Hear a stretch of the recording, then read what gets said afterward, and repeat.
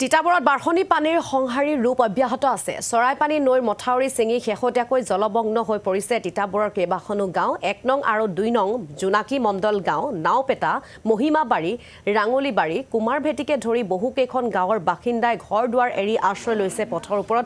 বানৰ প্ৰকোপত বিস্তীৰ্ণ খেতি পথাৰ ডুব গৈছে পানীৰ তলত।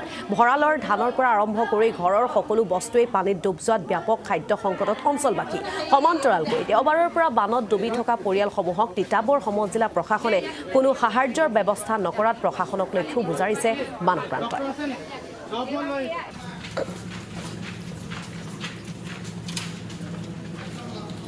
বান পৰিস্থিতিৰ লগত মোকাবিলা কৰিব পৰাকৈ কালি আমি তিতাবৰত টাউনত যি নাৰ্ছিঙৰ ছাত্ৰীসকল আছিলে তেওঁলোকক আমি পানী আৰু খাদ্য সামগ্ৰী বিতৰণ কৰিছিলোঁ। আজি ৰামাটি অঞ্চলত ইয়াৰ আমি বিৰনাচাই অঞ্চলত যি লাইট ওলোৱা গাঁওবাসীৰ যি মানত কবলত পৰিছে, আমি তাৰ আজি আশ্ৰয় শিবিৰত আহি পেলাই খোৱা পানী হওক কিছু খাদ্য সামগ্ৰী আমি যোগান ধৰিছোঁ।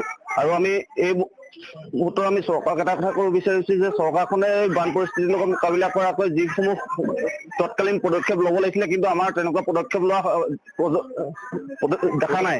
কালিৰ পৰাই তিতাবৰ আঞ্চলিক ছাত্ৰ সন্থা, অসম সেনা আৰু অসম উন্নতি সভাই আমি তিতাবৰ বিভিন্ন বান পৰিস্থিতিৰ লগত মোকাবিলা কৰি থকা যিসকল আশ্ৰয় শিবিৰলৈ আমি গৈছোঁ আৰু তাত দেখিছোঁ পৰ্যাপ্ত পৰিমাণৰ যেনেধৰণৰ খাদ্যসমূহ যোগান ধৰি গৈছিলে তিতাবৰ সমজিলা প্ৰশাসনে বা চৰকাৰখনে, এই ক্ষেত্ৰত কিন্তু যথেষ্ট কৃপণালী হোৱা আমাৰ পৰিলক্ষিত হৈছে।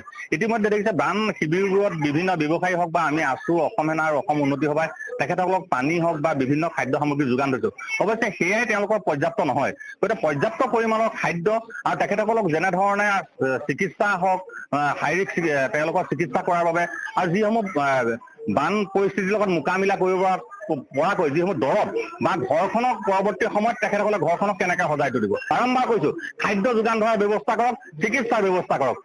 এই বুকেৰ পৰাই আমি আছোঁ অসম সেনা আৰু